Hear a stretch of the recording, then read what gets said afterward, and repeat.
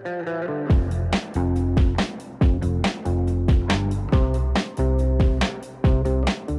ูชอบมากในการที่เราได้เห็นมุมมองความรักที่หลากหลายแบบเลิฟซีนอะไรอย่างเงี้ยก็รู้สึกว่า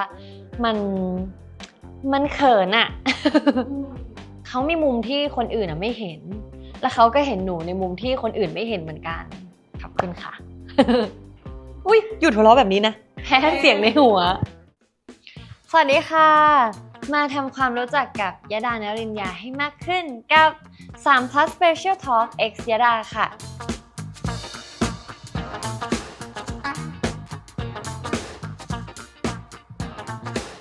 ถ้าเปรียบเทียบเป็นกราฟคือจะเป็นกราฟที่แบบค่อนข้างเป็นเส้นตรงมีแบบขึ้นลงโค้งๆนิดหน่อยแค่นั้นเองแล้วพอมีผลงานเรื่องขวัญฤทัยใช่ไหมคะกราฟก็พุ่งขึ้นไปแบบโอ้ตกใจอะค่ะหนูก็ตกใจแล้วก็พอผ่านมาจากปีขวัญฤทัยปี2024มาปี25สำหรับหนูรู้สึกว่ามันยังเป็นกราฟที่ยังไปได้เรื่อยๆอยู่ยังถือว่ายังขึ้นอยู่อะไรอย่างเงี้ยค่ะแต่อาจจะแบบว่าค่อยๆขึ้นจนมาถึงปีนี้ก็เพิ่งปีใหม่กันไป2026รู้สึกว่ามีแนวโน้มว่าแบบจะเป็นปีที่หนูได้ลองอะไรใหม่ๆเยอะมากซึ่งสำหรับหนูถ้าเปรียบเทียบกราฟเป็นความสุขคิดว่าปีนี้น่าจะเป็นกราฟที่แบบพุ่งขึ้นค่ะคือแบบสัจธรรมของชีวิตเลยแบบมันต้องมีขึ้นลงเป็นปกติธรรมดา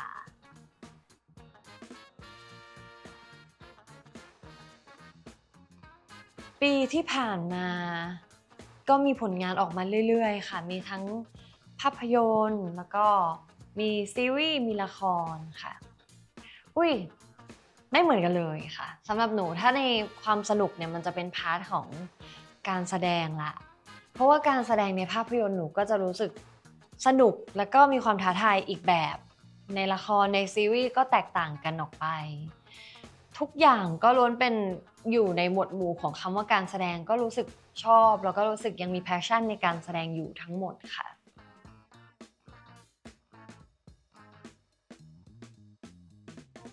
ตอนนี้ย้อนกลับไปในคำพูดที่บอกว่าเปิดรับทุกบทบาทจริงๆใจตอนนี้ยังเปิดรับอยู่ค่ะแต่อาจจะดูดีเทลลึกขึ้นไปนิดนึงว่าแต่ละบทบาทนั้นมันเป็นบทบาทที่แบบใกล้เคียงคาแรคเตอร์เดิมหรือเปล่า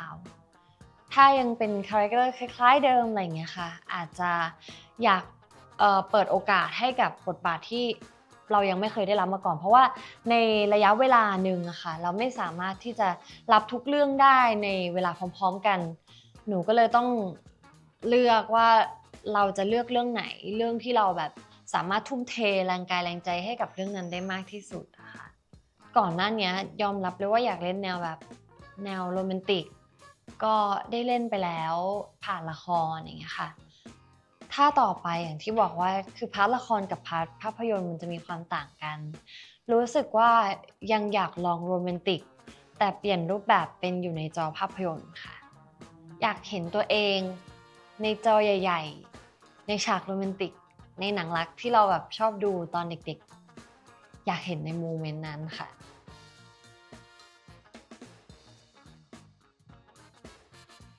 ทำได้นะคะรู้สึกว่าบทบาทที่ทำให้ภาพจำของเรามันชัดมากมันคืออีมิงเรื่องร่างทรงหนูก็รู้สึกว่าผลงานชิ้นนั้นมันเป็นผลงานที่หนูแบบไม่มีวันลืมเลยมันจะอยู่ในความทรงจำหนูไปตลอดแล้วก็รู้สึกว่าถ้ายังมีโอกาสที่จะได้รับบทบาทอะไรที่เกี่ยวกับแนวภาพยนตร์สยองขวัญหรือแนวผีๆอีกเนี่ยแล้วมันเป็นแบบอยู่ในโปรดักชันที่เรายังไม่เคยทำงานด้วยแล้วเราได้ลองอะไรใหม่ๆอะค่ะก็ยังคิดว่าอยากจะเปิดใจรับแล้วก็อยากลองดูสักครั้งหนึ่งค่ะ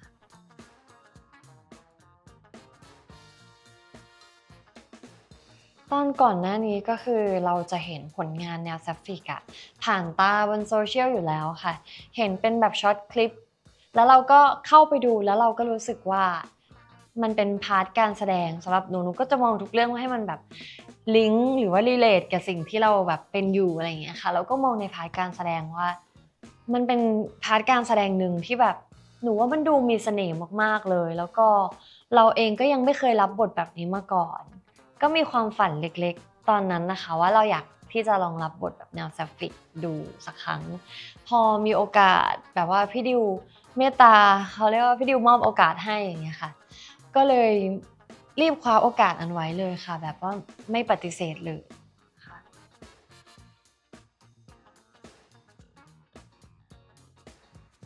สำหรับนักแสดงก็คือคิดว่ามุมมองของซีรีส์แนวแซฟฟิกอะค่ะหรือเรื่องราวแนวแซฟฟิกจริงๆแล้วมันก็เป็นการแบบเล่ามุมมองความรักของคอมมูนิตี้หนึ่งซึ่งหนูรู้สึกว่าแบบหนูชอบมากในการที่เราอะได้เห็นมุมมองความรักที่หลากหลายเพราะก่อนหน้านี้เราจะเห็นแต่แบบความรักของหญิงชายในแบบในละครในภาพยนตร์อะไรอย่างเงี้ยค่ะซึ่งยังไม่ได้เป็นที่รู้จักในวงกว้างมากถ้าเกิดจะเป็นแนวแบบหญิงรักหญิงชายรักชายอะไรอย่างเงี้ยค่ะมีแหละก่อนหน้านี้แต่ว่าอาจจะยังมีน้อยพอตอนเนี้ยเราได้เห็นบทบาทหรือว่าเรื่องราวสมมุติของโลกเนี้ยมากยิ่งขึ้นนะคะก็รู้สึกว่ามันสนุกมากแล้วก็แต่ละคนก็ได้ตีความแล้วก็ถ่ายทอดเรื่องราวออกมาที่รสชาติไม่ซ้ำกันเลยแล้วหนูรู้สึกว่ามันแบบเป็นอีกทางเลือกหนึ่งที่ทำให้ผู้ชมอะได้เสพในรสชาติที่มันหลากหลายก็รู้สึกชอบค่ะในฐานะแบบศิลปินแล้วก็นักแสดงรู้สึกว่าอยากเสพอะไรแบบนี้อีกเรื่อยๆแล้วก็อยากเห็นผลงานแบบนี้อีกค่ะ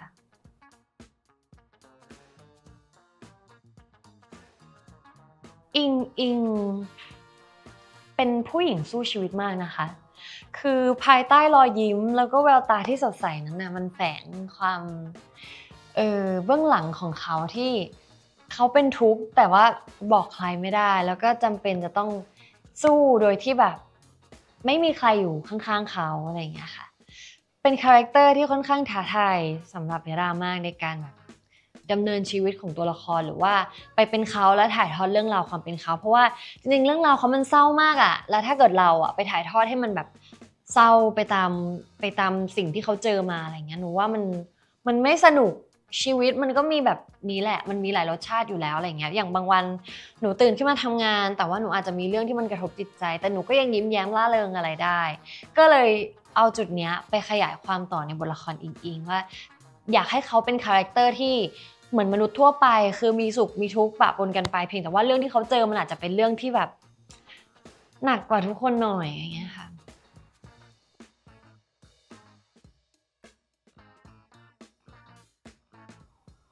ชัดๆเลยคือ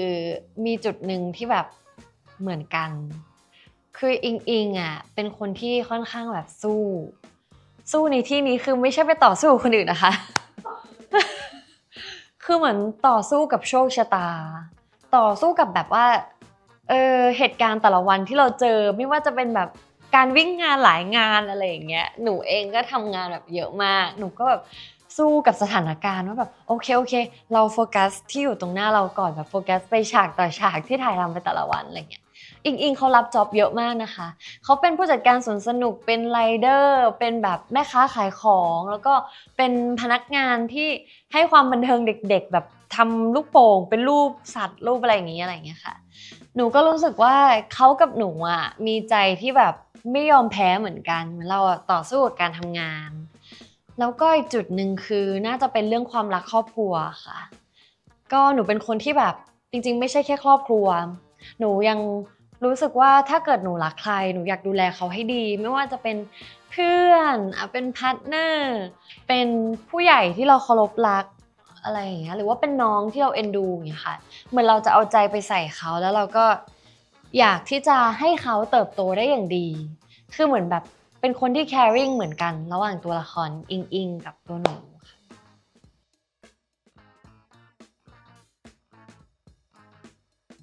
หลายอย่างนะคะอย่างเช่นแบบ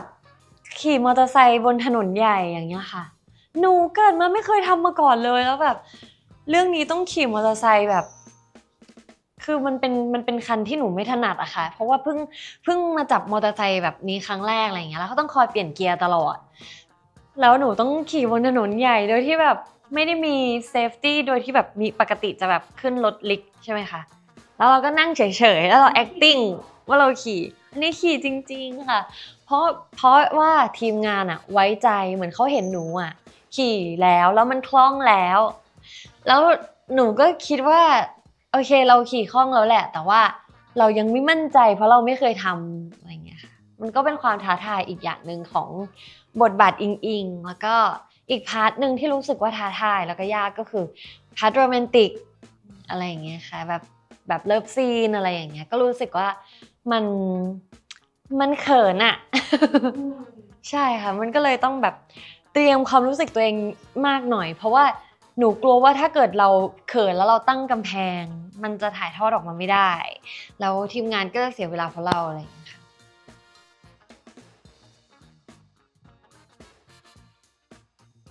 หนูอะค่ะเคยทำงานกันมาครั้งหนึ่งเราก็จะรู้แนวทางการทำงานแล้วว่าพี่เดวิดอะเขาจะเหมือนไกด์ภาพรวมของตัวละครให้เราฟังเสร็จแล้วเราก็เอาสิ่งที่พี่เดวิดไกด์อะมาทำการบ้านต่อโดยการที่เราก็จินตนาการนั่นแหละค่ะว่าตัวละครนี้เราจะดีไซน์มันออกมายังไงตอนที่ไปทำงานนะคะพี่เดวิดเขาก็จะแบบค่อนข้างปล่อยให้เรามีอิสระในการทำงานแบบทางด้านการแสดงส่วนพี่เดวิดเองอ่ะก็จะแบบคอยตบให้มันอยู่ในลู่ทางนี้เพราะว่าเขาจะได้เอาไปเล่ามวลทั้งเรื่องได้อะค่ะก็รู้สึกว่าเป็นการทำงานที่เราไปในเส้นทางคู่ขนานเหมือนเราแบบจับมือไปด้วยกันช่วยกันดีไซน์ให้คาแรคเตอร์มันออกมาแบบสนุกให้เรื่องมันออกมาแบบสมบูรณ์แบบที่สุดหนูรู้สึกสนุกแล้วก็ดีใจที่ได้ทำงานกับพี่เดวิดค่ะ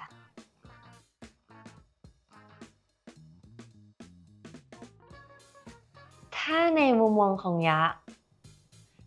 จะใกล้เคียงกับมุมมองของอิงในเรื่องค่ะ คือในเรื่องเนี่ยมันมี dialogue ที่อิงกับลิลินน่ะคุยกันซึ่งประโยคมันจะประมาณว่าเราจะไปบังคับให้เด็กอะเลิกเรียนแล้วไปเรียนพิเศษแล้วก็มีชีวิตที่อยู่ในกรอบตามที่พ่อแม่อยากให้เป็นกับอีกอันนึงคือหนูพูดขึ้นมาว่าแบบทำไมเราไม่ปล่อยให้เด็กเขาได้แบบมีความสุขและสนุกไปกับการที่ได้เติบโตหรือการได้เรียนรู้มากกว่าการเรียนรู้ในห้องเรียนอะไรอย่างเงี้ยค่ะซึ่งหนูยังยืนยันคำตอบว่าหนูอยากตอบเหมือนกันกับอิงเพราะว่าจากประสบการณ์ส่วนตัวของหนูเองอะค่ะหนูอาจจะไม่ใช่เด็กที่ชอบนั่งเรียนหนังสือแบบในห้องเรียนตลอดเวลาเพราะว่าถ้าเราได้ใช้ชีวิตจริงๆเพราะหนูเริ่มทำงานตั้งแต่อายุ13ใช่ไหมคะเราจะได้รู้ว่าการที่เราได้ออกมาเรียนรู้ในชีวิตจริงๆอะไม่ได้อยู่ในหลักสูตรหรือทฤษฎีอะมันสามารถมาแอพพลายกับการใช้ชีวิตได้มากกว่า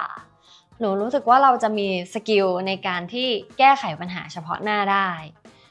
ก็เลยรู้สึกว่าการที่เราได้แบบเรียนไปด้วยสนุกไปด้วยอะไรอย่างเงี้ยค่ะไม่จำเป็นต้องอยู่ในกรอบตลอดเวลามันทำให้เด็กได้เติบโตแล้วก็พัฒนาทั้งแบบความรู้ของสมองแล้วก็ทางด้านจิตใจด้วยค่ะยังเลือกแบบอิง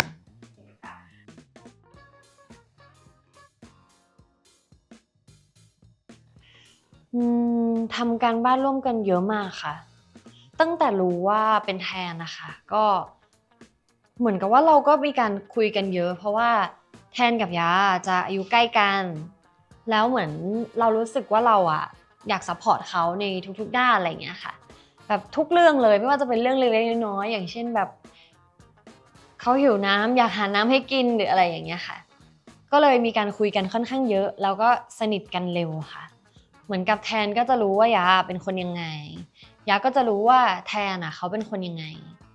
จริงๆคือในพาร์ทของการทำงานอ่ะแบบเบื้องหลังการทำงานเวลาที่เราอยู่ด้วยกันน่ะตอนนั้นอ่ะหนูทำงานหนักมากๆค่ะแบบถ่ายหลายเรื่องพร้อมๆกันอะไรเงี้ยมันก็อาจจะมีมุมที่แบบว่าหนูนอนหลับแบบว่าแทนทำงานหนูนอนหลับคัดเสร็จปุ๊บหนูแบบปีกตัวแล้วอะไรอย่างเงี้ยเพราะว่าเหมือนเรารู้สึกว่าเราต้องเซฟ energy ในการที่เข้าฉากอะค่ะเพราะว่า มันไม่ไหวจริงๆ มันถ่ายทุกวันติดต่อกันแล้วแต่ละเรื่องมันบทค่อนข้างหนัก แต่ว่าในพาร์ทของการแบบใช้ชีวิตจริงๆอะเราเจอกันค่อนข้างบ่อยค่ะ เรานัดกันไปแบบไปกินข้าวไปเดินเล่นไปคาเฟ่ไปเจอคุณแม่แทนไปเจอเพื่อนแทนอะไรอย่างเงี้ยแล้วก็มีการแบบทำความรู้จักกันมากขึ้นในชีวิตจริงเหมือนเราได้พอเราเจอเพื่อนสนิทเขาเราก็ได้รู้ในมุมเด็กๆของเขาว่าตอนเด็กเขานิสัยยังไงเขาเป็นยังไงเราได้เรียนรู้แล้วเหมือนกับว่าในช่วงหนึ่งอะ เราได้แลกเปลี่ยน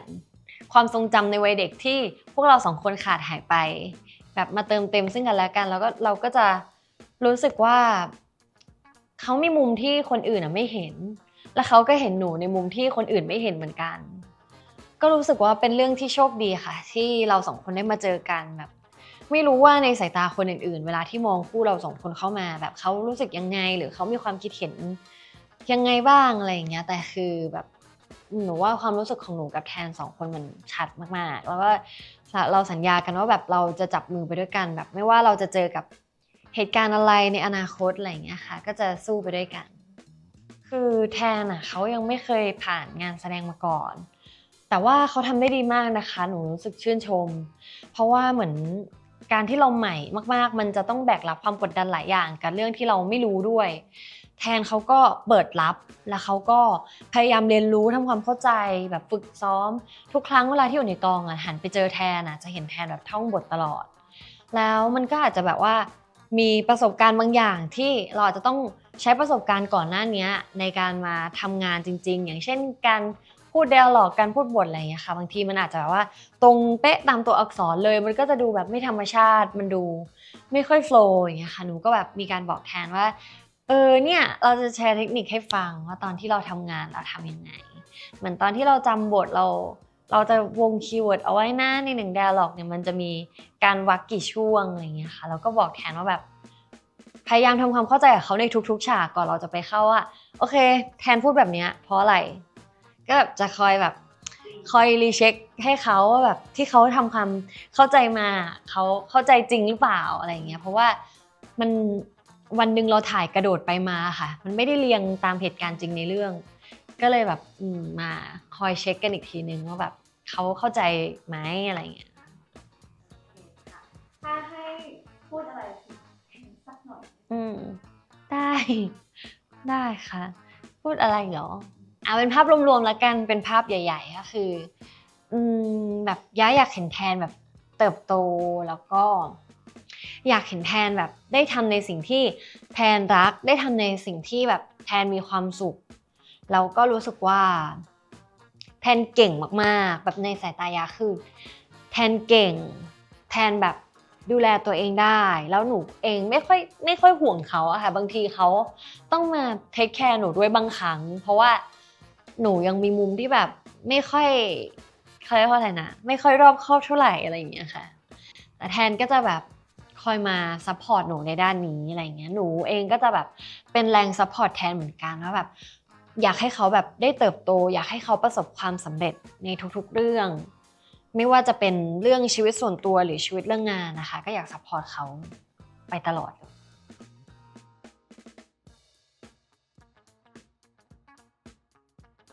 ความรักของหนูคือเราไม่ได้เฉพาะเจาะจงว่าจะต้องเป็นความรักแบบแฟนอะไรอย่างนี้นะคะแบบรวมๆเลยคือแบบทุกความสัมพันธ์ทุกสถานะในชีวิตมันจะเป็นครอบครัวคนรักหรือว่าเพื่อนหรือว่าพี่ที่ทำงานหรือน้องที่เรารู้จักอะไรอย่างเงี้ยหนูรู้สึกว่าก่อนหน้านี้เวลาที่หนูรักใครหนูจะรักเขาแบบเราไม่มีเงื่อนไขในการรักแล้วเราก็รู้สึกว่ารักของหนูมันเป็นรักที่แบบจริงใจเวลาที่เราเจอหรือเราเห็นว่าเขามีปัญหาอะไรเราพร้อมที่จะยื่นมือเข้าไปช่วยเขาไม่ว่าเขาจะรักเราหรือไม่รักเราไม่ว่าเขาจะแบบเคยทำร้ายเราหรือเปล่าอะไรอย่างเงี้ยค่ะก็รู้สึกว่าเราให้อภัยได้กับทุกคนแล้วเราก็อยากมอบความรักเนี้ยให้กับเขาเพราะเราแอบมีความหวังเล็กๆว่าเขาจะมองเห็นในมุมที่แบบว่าเราปรารถนาดีกับเขาแต่พอระยะเวลาผ่านมาเราได้เรียนรู้โลกมากยิ่งขึ้นเราได้เรียนรู้ความจริงมากยิ่งขึ้นว่าคือความจริงแล้วเราต้องยอมรับว่ามีคนที่รักเราแล้วก็มีคนที่เขาไม่ได้รักเราแบบที่เราเข้าใจเหมือนก่อนหน้านี้เรามองโลกในแง่ดีเกินไปค่ะเรามองว่าเขารักเราเท่ากับที่เรารักจนแบบตอนนี้เรารู้ว่าทุกๆคนเขามีประสบการณ์ในชีวิตที่มันไม่เหมือนกันเหตุการณ์ที่เขาเจอมาเราไม่รู้ว่าเขาไปเจออะไรมาบ้างแต่ละวันนะคะก็จะยอมรับได้ในสิ่งที่ถ้าเรารักเขาแล้วเขาอาจจะไม่ได้ตอบรับในสิ่งที่เราปรารถนาดีให้หรือบางทีเขาอาจจะมีอีกมุมมองนึงที่เขามองว่าเราไม่ได้รักเขาจริงหรอกเราเสแสร้งหรือเปล่าแกล้งทำหรือเปล่าอะไรเงี้ยแล้วก็ก่อนหน้านี้เราเฮิร์ตมากเหมือนเราอกหักเลยว่าแบบเฮ้ยเราทำดีกับเขาเรารักเขาแต่ทำไมเขาแบบมองเราแบบนี้แบบเราพลาดตรงไหนเราโทษตัวเองอีกวันนี้ก็เลยแบบตั้งสติได้แล้วว่า เราต้องเข้าใจว่าคนทุกคนเขามีมุมมองที่แตกต่างกันออกไปแล้วเราไม่สามารถไปเปลี่ยนใจใครได้สิ่งที่หนูทำวันนี้ก็คือหนูยังมอบความรักให้กับทุกคนได้เหมือนเดิมเพียงแต่ว่าหนูหันกลับมารักตัวเองมากขึ้นค่ะรักตัวเองในที่นี้คือไม่ได้เป็นคนเห็นแก่ตัวนะคะแต่รักตัวเองคือเรายอมรับในสิ่งที่เราเป็นเราอาจจะมีเรื่องที่ดีบ้างมีเรื่องที่ไม่ดีบ้างเราก็ให้อภัยแล้วเราก็พร้อมที่จะพัฒนาแล้วก็ปรับปรุงให้เราดีขึ้นเรื่อยๆแต่เราไม่ได้ดีเพื่อใครเราดีเพื่อตัวเราเองเพื่อที่ว่าวันหนึ่งที่เราเติบโตขึ้นกว่านี้ใจเรามันพร้อมรับความเจ็บปวดมากกว่านี้หนูว่าวันนั้นจะเป็นวันที่หนูสามารถที่จะโอบกอดและรักทุกคนและสามารถแบ่งปันในทุกๆอย่างที่เราจะแบ่งปันให้เขาได้แบบที่เราจะไม่รู้สึกอึดอัดใจแล้วไม่ย้อนกลับมาเสียใจทีหลังนะคะ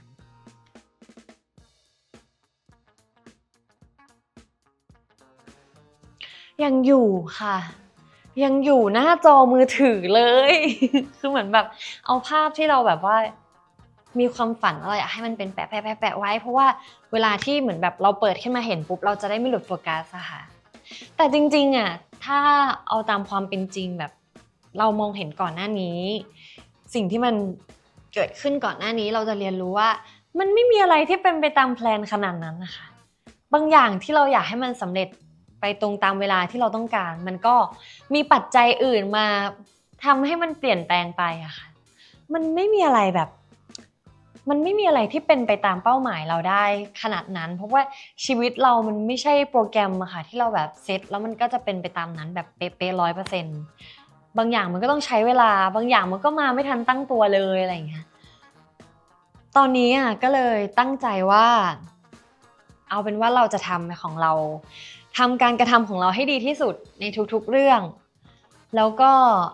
ไม่ฝืนแล้วไม่กดดันตัวเองเกินไปก่อนหน้านี้เคยกดดันแล้วฝืนนะคะมันเจอเรื่องที่มันเป็นผลเสียมากกว่าเพราะเราไปเร่งธรรมชาตินะคะเหมือนใส่ปุ๋ยเร่งโตแล้วต้นไม้ตายแต่ความจริงแล้วมันทำไม่ได้มันต้องค่อยเป็นค่อยๆไปก็เลยยิ่งรู้สึกว่าแบบชีวิตคนเรานี่มันสั้นนะเหมือนกับว่าเราคิดว่าเราอะมีระยะเวลาที่เราสามารถแพลนได้ว่าปีนี้เราทำอะไร2 ปีเราทำอะไร3 ปีเราทำอะไรอะไรเงี้ยแต่พอเราเรียนรู้จริงๆว่ามันไม่ได้เป็นไปตามเป้าหมายนั้นนะคือเราไม่รู้เลยว่าเราจะสำเร็จเมื่อไหร่แล้วก็รู้สึกว่าชีวิตมันสั้นนะคะ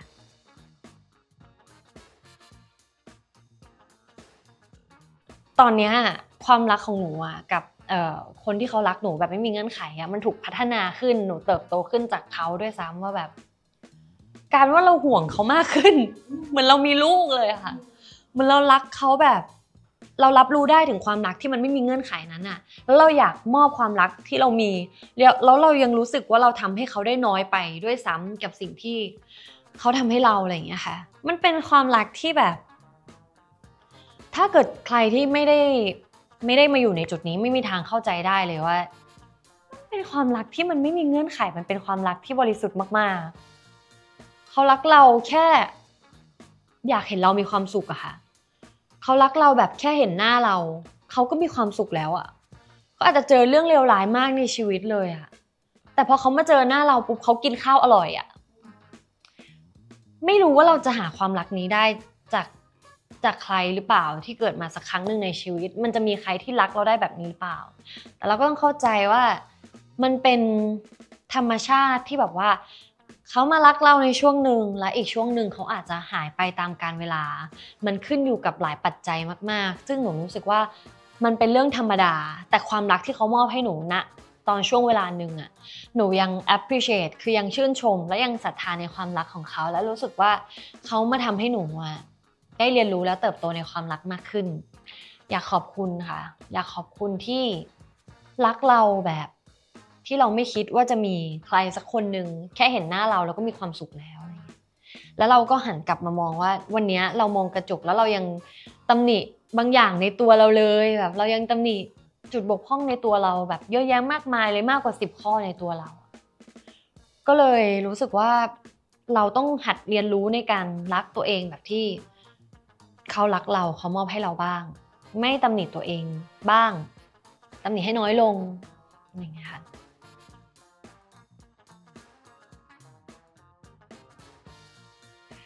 อย่างที่หนูบอกว่าหนูมองกระจกแล้วหนูเห็นข้อผิดพลาดตัวเองเยอะมาก บางอย่างที่หนูได้ทำลงไปบางอย่างที่หนูมองเห็นนะแบบเรื่องเมื่อวานนี้หรือเรื่องวันนี้ มันมีเรื่องที่หนูไม่อยากให้มันเป็นแบบนั้นหนูไม่อยากให้มันเกิดขึ้น แต่บางทีความรู้ของเรามันมีแค่นั้น หมายถึงว่าเราทำนะตอนนั้นไปบางทีมันอาจจะมาจากอารมณ์ไม่ได้มาจากเหตุผล หรือเราพยายามใช้เหตุผล โดยที่เราลืมแคร์ความรู้สึกคนอื่นไปอะไรเงี้ยหนูก็โทษตัวเองตลอดเวลาที่หนูทำเรื่องที่หนูไม่อยากให้มันเกิดขึ้น แล้วหนูก็จะจำแล้วก็เรียนรู้แล้วอยากเปลี่ยนแปลงให้มันดีขึ้นเรื่อยๆค่ะให้กำลังใจตัวเองว่าผิดพลาดได้ แก้ไขใหม่ แก้ไขในทุกๆวันเพราะผิดทุกวัน คนเรายังกินข้าวได้ทุกวันเลย เรายังหายใจเหมือนเดิมซ้ำๆได้ตลอดชีวิต ผิดก็เริ่มใหม่ได้ค่ะ ผิดเราเริ่มใหม่ได้ เพราะเราไม่ได้ทำอะไรผิดกฎหมายเนอะ ใช่ค่ะ หนูให้โอกาสตัวเองในทุกๆวัน อาจจะมีบางเรื่องที่รู้สึกว่าแบบมันเป็นความผิดพลาดครั้งใหญ่แล้วเราอาจจะวนกลับมาคิดมันซ้ำๆมาแต่ว่าพอถึงวันหนึ่งที่เราทำใจกับเรื่องนั้นได้แล้วอ่ะเราจะมีกำลังใจมากพอที่จะปรับปรุงแก้ไขในเรื่องนั้นอีกครั้งหนึ่ง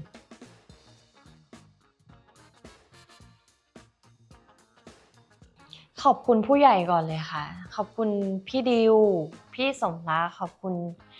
ผู้ใหญ่อีกหลายๆท่านที่อาจจะไม่ได้เอ่ยชื่อขอบคุณคนรอบข้างครอบครัวคนที่แบบเราผ่านมาให้เรารู้จักผู้ใหญ่บางท่านที่ให้คำแนะนำคำสั่งสอนล้วนแต่เป็นคนที่เขาหวังดีกับหนูอาจจะแบบไม่รู้หรอกว่าแบบความรู้สึกเขาอะคือเขาแบบว่าเห็นอะไรบางอย่างในตัวเรา หรือเขาแบบหวังดีหรือเขาอยากจะแบบว่าตีสักทีทำไมเด็กคนนี้มันดื้อจังอะไรอย่างเงี้ยแต่คือถ้าเกิดมันไม่มีคำพูดเหล่านั้นถ้ามันไม่มีเหตุการณ์เหล่านั้นเพื่อมาบอกหนูแล้วให้หนูปรับปรุงเปลี่ยนแปลงอ่ะหนูก็คงจะไม่เติบโตขึ้นได้เลยแบบหนูต้องขอบคุณที่แบบทั้งคนรักหนูทั้งผู้ใหญ่ทั้งเด็กทั้งอะไรก็ตามที่หนูเจอมาทั้งสถานการณ์ทั้งเหตุการณ์นะคะทั้งแฟนคลับด้วยแบบขอบคุณที่ช่วยกันรดน้ำพรวนดินหนูให้หนูแบบว่าค่อยๆเติบโตขึ้นมาในรูปมันอาจจะมีสถานการณ์บางสถานการณ์ที่แบบมันโตเร็วมากอ่ะ คือแบบเรื่องมันใหญ่มากแล้วมันบังคับให้เราต้องโตขึ้นมาแบบรวดเร็วอะไรอย่างเงี้ยแต่ว่าหนูมองว่ามันเป็นสิ่งที่ดีหนูยังเชื่อว่าทุกสิ่งที่เกิดขึ้นล้วนดีเสมอเกิดมาครั้งหนึ่งอ่ะก็ต้องเจอเรื่องแบบนี้แหละแล้วเราก็ต้องมีกำลังใจในการใช้ชีวิตอยากขอบคุณตัวเองด้วยค่ะที่เราไม่ยอมแพ้แล้วก็มองเห็นมุมที่ดีในตัวเราเองแม้ในวันที่คนอื่นเขาไม่ได้เห็นขอบคุณที่ยังให้กำลังใจตัวเองเดินต่อในวันที่แบบถ้าเกิดในหนังในละครอ่ะตัวละครนี้ก็คงแบบยอมแพ้ไปแล้วอ่ะแต่คือหนูยังสู้อยู่อะไรอย่างเงี้ยค่ะก็ขอบคุณค่ะ อุ้ยหยุดหัวเราะแบบนี้นะแพ้เสียงในหัว ขอบคุณมากค่ะ ขอบคุณค่ะ ครับ